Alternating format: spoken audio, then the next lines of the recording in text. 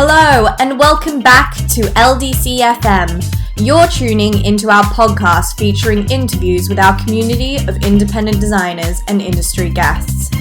We'll be discussing topics of sustainability, conscious design, the future of fashion, tech, and innovation.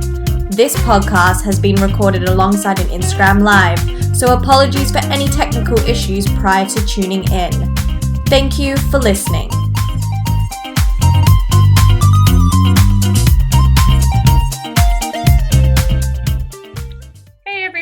It's Alice from Lone Design Club.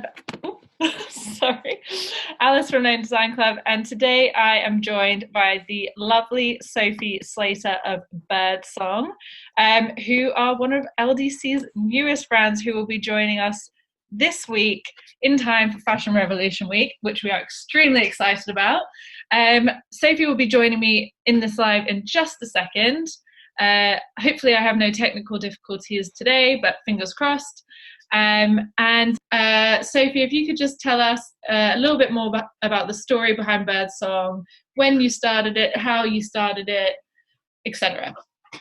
Thank you so much for having me. We're so excited to be working with Lone Design Club. You're someone we've been admiring. Thank you so much for having us, and what a brilliant week to join Lone Design Club. We've been admiring you from afar for many months, so it's great to work together. As I said, I'm the co-founder of Birdsong, and we were established in 2014. Really at this Fashion Revolution Week while we're talking about this, because we were kind of inspired by the first ever Fashion Revolution Week. I was working in women's services. I'd worked a lot in women's services with body positivity, and I'd done some training with a rape crisis centre. And then when I moved to London, I was working in homelessness with women's services there. And basically one of my jobs for my role was to back out all the women's services across London. And at the same time, my mum was always in arts and crafts for people with learning disabilities when I was growing up. So I was ringing her for advice about what to do with the women I was working with, and we were doing a lot of arts and crafts workshops, which were really beneficial, like super meditative. I'm sure like a lot of us are getting through like the current kind of by like doing arts and crafts. I rang up all these women's organisations. Made some brooches the other day. Did some what, sorry? So I made some brooches the other day. So amazing. Yeah, trying to get crafty. I'm more of a quite clumsy actually. Susanna, my co-founder, is one who sews. Well, yeah. So I was getting in touch with these women's organisations, and loads of them had crafting programs. But were so cut for funding. Like 92% of women's organisations in London have had a funding crisis since 2010. But they couldn't do any outreach. They were just really slammed and really lacking in resources. Also, there's so many women's organisations that had like an enterprise arm or worked with migrant women, old women who are super skilled and super talented, but don't have access to markets. They weren't really part of the fashion industry.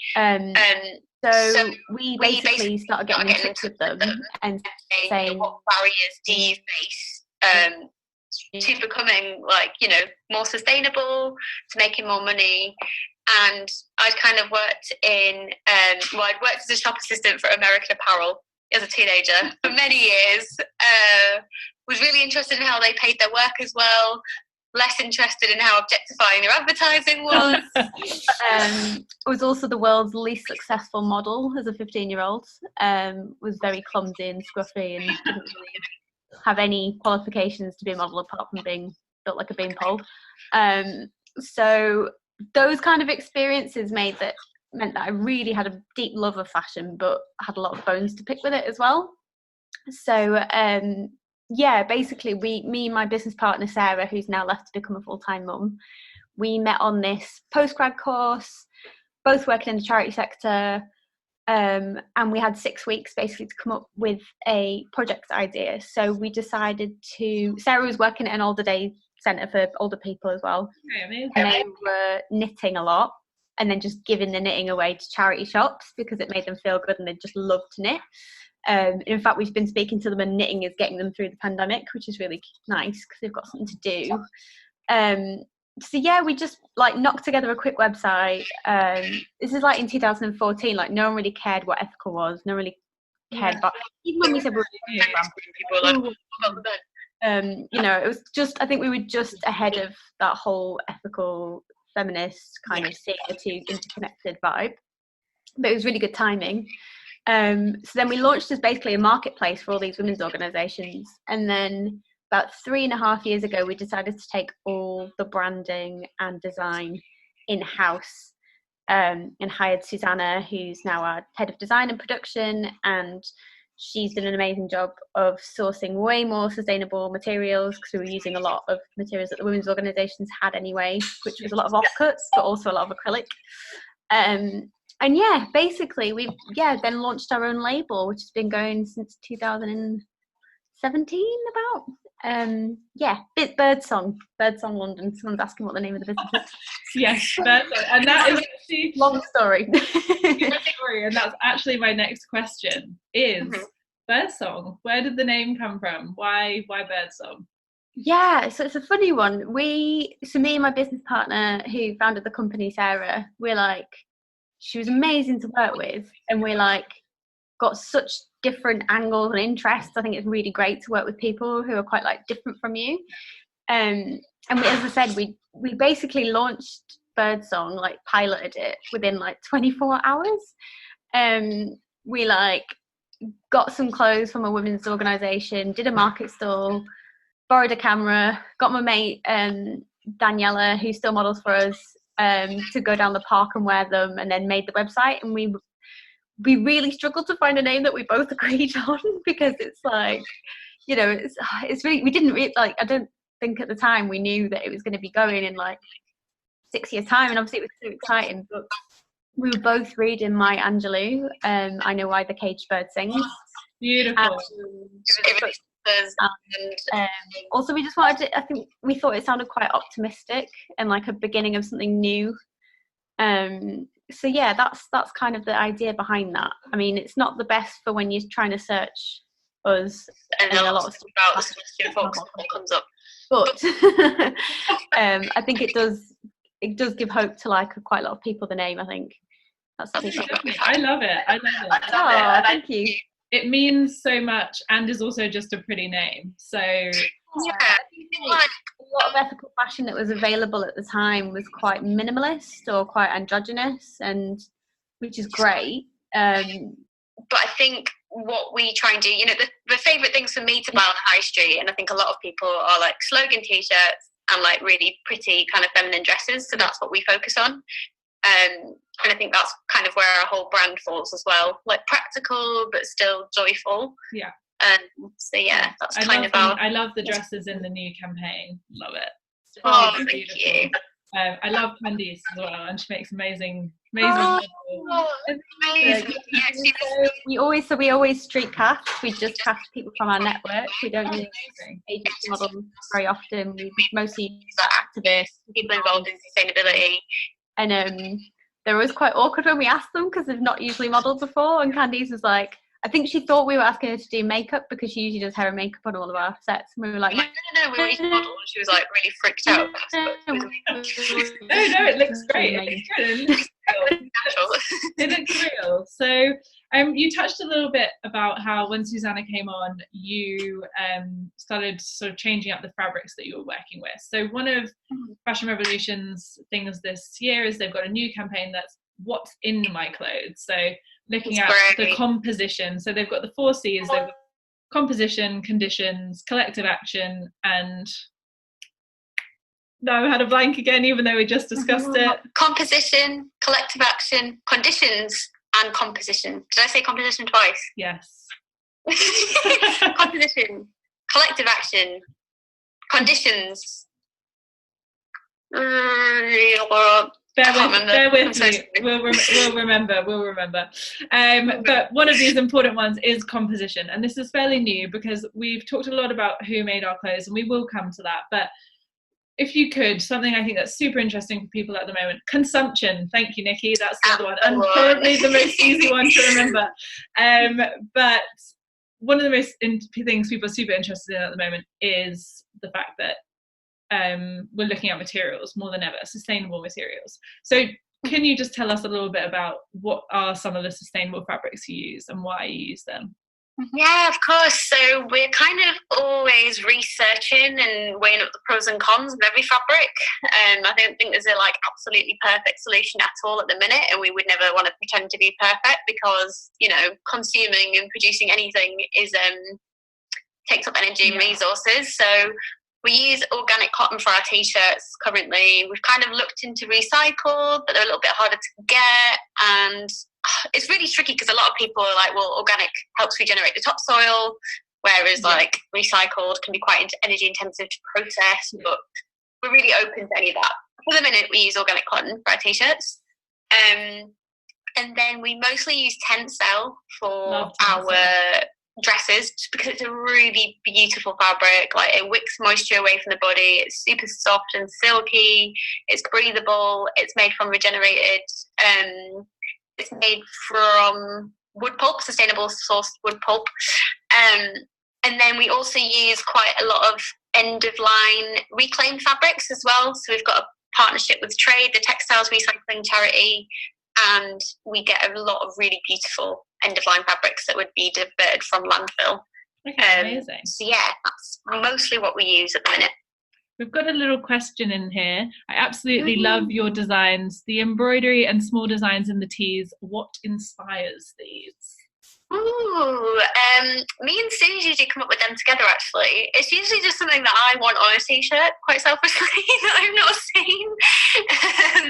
And they're usually quite politically motivated because our whole tagline is dress in protest.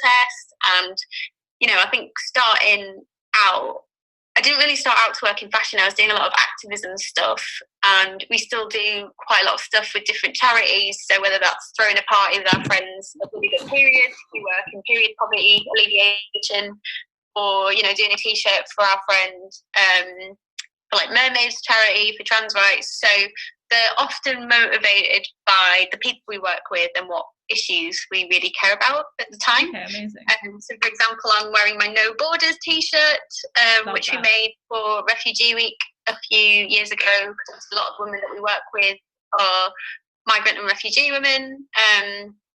And then Still I Rise, again, Maya Angelou, just loved that. And just little hopeful things. I think the Optimist t-shirt is one of the most popular ones we've done. And it's usually just me messing around on my iPad or doing little doodles.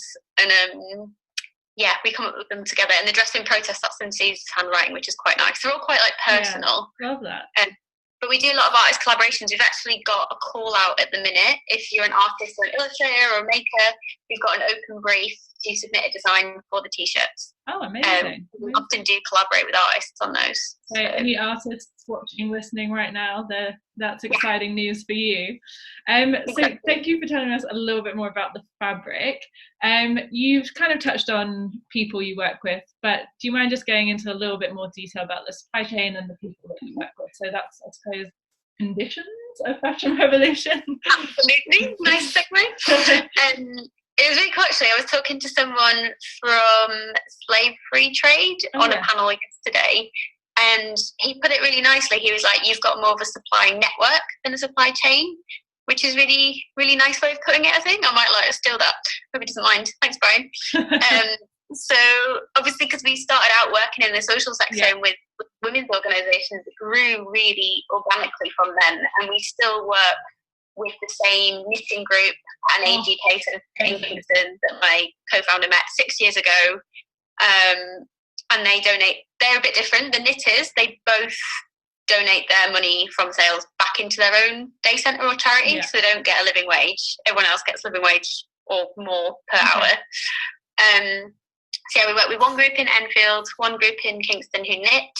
We work with a woman called Mona who is a refugee. She's been in this country for about 20 odd years. She's been teaching in the local community for 8 years those. She teaches a lot of women who are experiencing domestic violence on the local estate. She teaches people with learning difficulties. She runs her own little sewing centre on a housing estate in Poplar.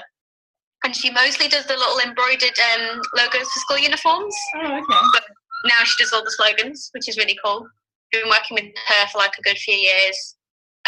Then all our cut and sew dresses, blouses, etc. are made by a community arts charity in Limehouse called Stitches in Time. Again, they support mostly migrant women who experience domestic abuse or mental health problems or face massive barriers to work because of like not speaking English, or they've got childcare commitments. So they're fantastic. They've been going for 30 years supporting the local community. They have a creche, they have English classes, and we work with about 6 women woo cut and sew all of our garments there, and we know them all by name. We've got a group of screen printers. We haven't had a space for them to screen print in for a while because their group got cut, the funding got cut, typical.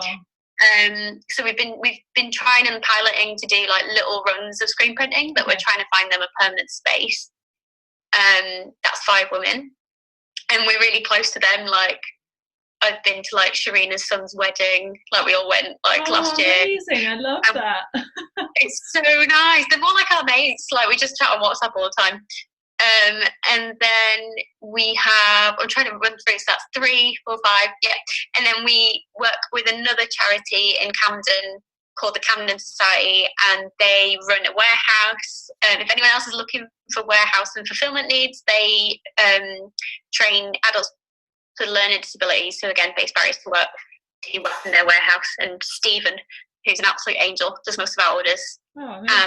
Yeah, it's a real shame actually at the minute because the warehouse, a lot of the people with disabilities have pre-existing health conditions, so they've been shut for the past 4 weeks, so we haven't been able to send anything out. And also most of our women's groups as well are shut to keep everyone safe. I can imagine. Yeah, but it's really nice working with charities rather than factories because they've still got a support network. Yeah. Like the trainees, a lot, like Stephen has autism and the break through his routine's been quite stressing. But Virginia, who we speak to like multiple times a week, and she's just up the road, who manages the warehouse, she's been like video calling him, sending them care packages, and like. That's such a nice story. It's really nice. God, it sounds like an incredible network of people. Amazing. It's really nice. I think because we've never run a traditional fashion brand before, like I think the idea of just sending off an order to a factory with like a CAD sounds really easy, but also like not as fulfilling. Like when we do a design, it's like me and Sue, well mostly Sue, sitting and having a cup of tea and a chat for like 3 hours. That's nice. And I think there's a market for that. People are interested in the stories, and like that's what we want to support and promote at LDC is that it's more than a product, it's a story, it's a person behind it, it's hands, it's feelings, it's someone's life. And I think the more that the more people understand that, the more we're going to shift the industry towards something positive. Absolutely, I think that's it. It's the alienation because everything is handmade, every garment. My dad was really shocked when I said this the other day, and I've been going on about sustainable fashion and ethical fashion for 12 years now to him. And I'm just like, everything is handmade. I think, when you just get a package, it's easy to just imagine that it was like turned out in a machine and then just like sent somewhere. But all of our clothes have like a tag that's signed by the woman who made it and a picture of that women's group. And it's just about reconnecting people. I think like when we started out, we really wanted to create like cultural change, and we knew we weren't ever going to be as big as the next like H&M or like a massive corporation, but what we are trying to do is to implement change in the fashion industry and just a culture shift, really. And I think even if you're doing things on a tiny scale, you can just lead by example and be a bit of a blueprint for people doing things differently. Definitely. And on that note, so obviously we're super excited to have, I'm frozen. Can you still hear me? Super happy to have you joining LDC. Super happy to have you joining LDC. And I think we're all very excited to be able to shop the collection. But we do need to tell customers about something slightly different, which is your banking orders for a brighter day. So can you hear me? I was just answering some questions. So we were talking a bit about the Bank for a Brighter Day and how we do pre-order now, because it enables us to offer more sizes and takes the risk out of forecasting. Nothing's made unless it's really wanted by the consumer. So and we will be offering that on our platform, so no worries there. And we will be launching this at the same time as launching Birdsong, so really excited for that. And I think this is important, even if it's not, you know, made to order or pre-order. There are actually just some brands at the moment who just can't deliver, like yourselves, or, you know, maybe the product is all made, it's just you have to wait now. And I hopefully people are going to be more patient and understanding that this is just the situation that we're in, and, you know, independent brands don't have the same resources as bigger ones. And also I think what's nice is independent brands won't take the same risks as bigger ones with their employees or, you know, with their supply chains. I think we're seeing a lot about how the people who are surviving are doing it at the expense of people being classed as key workers when they're not key workers. They shouldn't be going near a factory or a warehouse. Absolutely. Yeah, so I think it's great what you guys are doing, and I think any other brands that are doing it as well, you know, kudos to you. And I think as long as we can get the communication right around it and make sure everyone understands that you will still get that beautiful product in the future, I think it's quite exciting. I think I'd be like, I get it in a few months. It makes it feel a little bit more special, and like, I don't know, I'm one of those people who like always gets things off Kickstarter and Indiegogo and things, and like I quite like the wait. It makes me quite excited for it, and I'm such a slow shopper anyway. Like I have to consider something for months before I buy it. So, but yeah, it's really ironic when we launched this collection in March. We were like, oh, I hope people don't mind waiting a week or 3. Oh, that's quite a long time to wait. Now everything we know and love, we're having to wait months for. So I think it will make us a little bit more patient. Outside of this horrible tragedy, perhaps, that people will become more and see what is essential and non-essential services. Because a lot of my friends who work in retail were being made to go in right, you know, up until the lockdown, which is ridiculous. You know, being put at risk. So I think it is coming out in the wash how bigger brands are treating their staff. Yeah, definitely. And it's important to highlight it, and also I think this is a great time for independent brands, because it's an opportunity for us to show that independent brands are the future, hopefully, and that they're doing the right things. And like it's now if ever is the time to support them. So hopefully all these initiatives will get around it, and particularly this week in Fashion Revolution Week. Definitely important to be talking about it. So I think we've kind of touched on it, but we've looked at how you tie into the 4 C's of Fashion Revolution this week. I don't know if you answered it. I saw someone asked a question about charity initiatives. I don't know if you answered that yet. I took a quick screenshot to try and see. Yeah, sure. Yeah, I've not answered it much. I guess we work with 3 registered charities as part of our supply chain. And we also just have a lot of friends who work in charity, so that's why we share an office with Bloody Good Period, who, as I said, do period poverty alleviating work. We met them because we threw a party for them because we wanted an excuse to drink moon cup cocktails and hang glittery tampons from a chandelier and have a boogie. We just ended up working with. I mean, we were kind of, because my background's in charity. That's what I care about. So a lot of our social network and a lot of our contacts are in that charity sector. And I think fashion and charity are more kind of meshed now. Yeah. But at the time, it felt like we were quite separate. But I feel like now everyone wants to do it. Everyone's putting together like a feminist T-shirt or whatever. But I think the important bit is that it's not made by a woman who's suffering because that T-shirt is being made. Yes, so, I do remember there've been some scandals like that in the past. We won't name and shame, but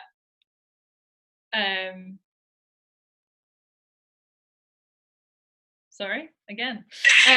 We won't name and shame, but you know, it is important that the message on the T-shirt reflects the morals behind it as well. So definitely one to watch out for. And there's more access to information now, I think. So hopefully people will start to be more educated on the matter. So we've discussed the ranking orders for Brighter Day, even though I missed most of that.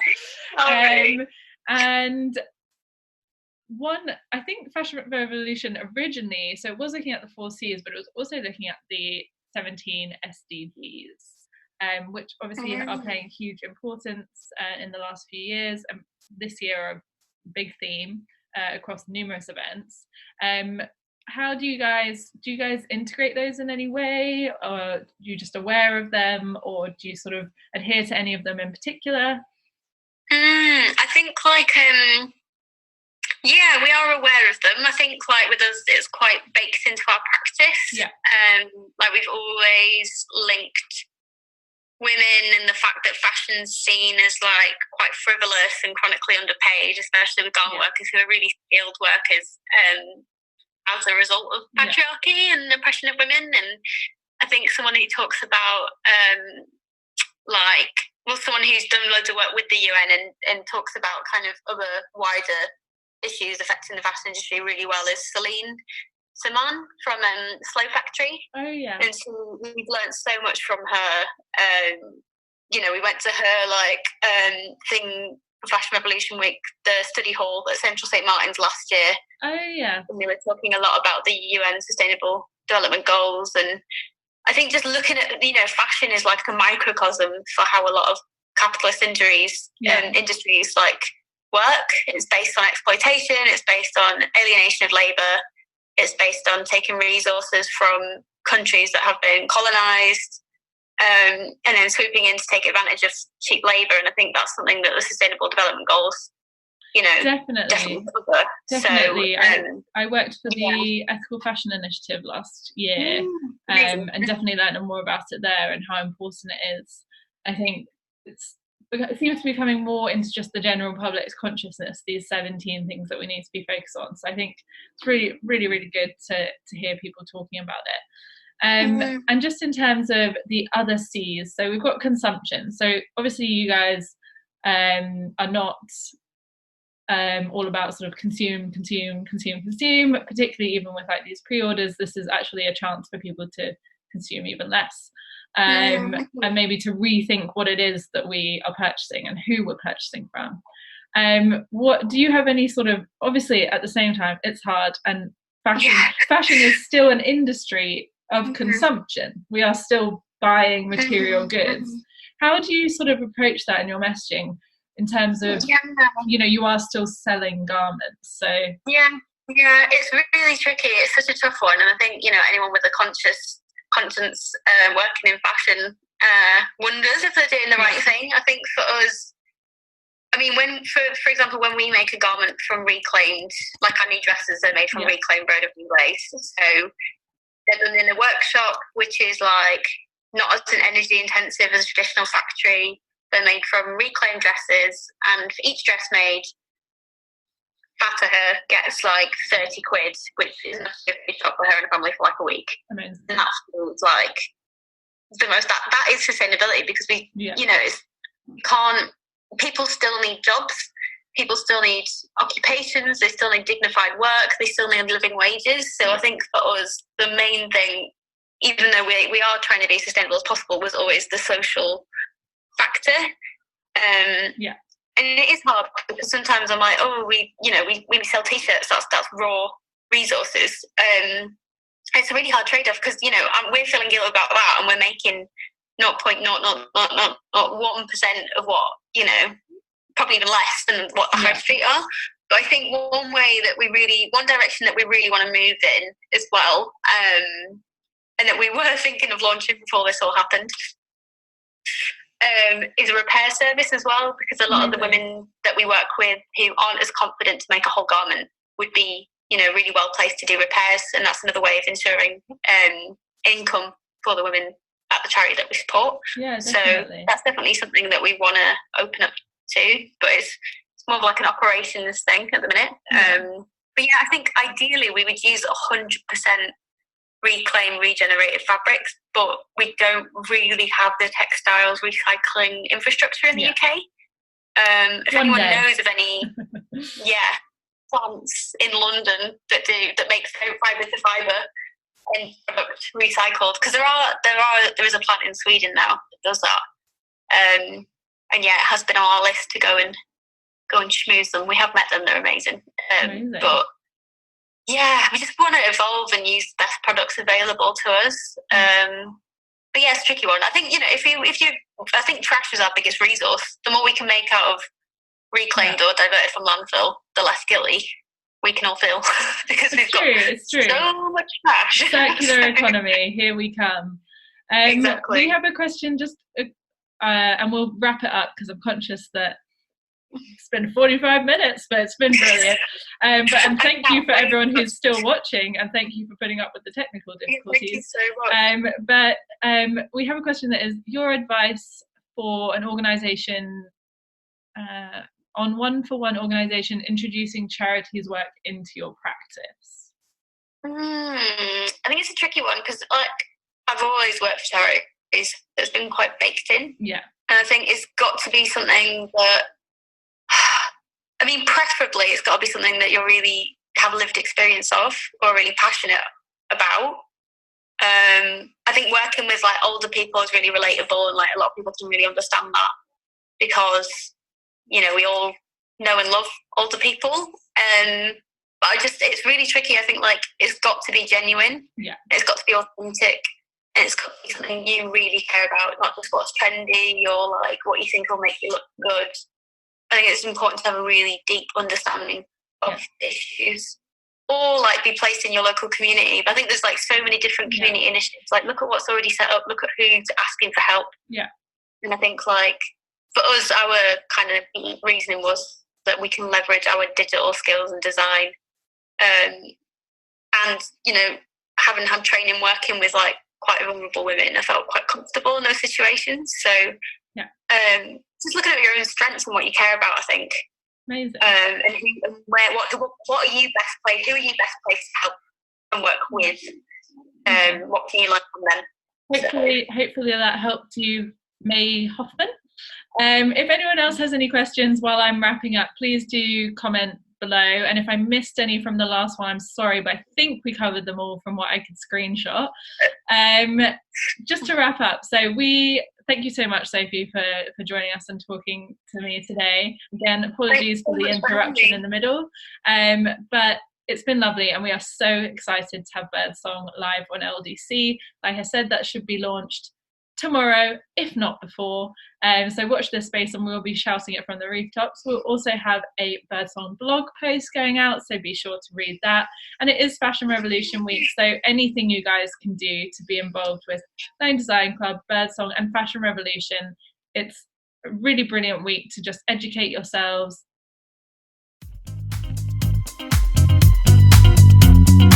Thank you so much again for tuning in. Head to our website, lonedesignClub.com, and find more LDCFM podcasts, or discover more about our independent designers online.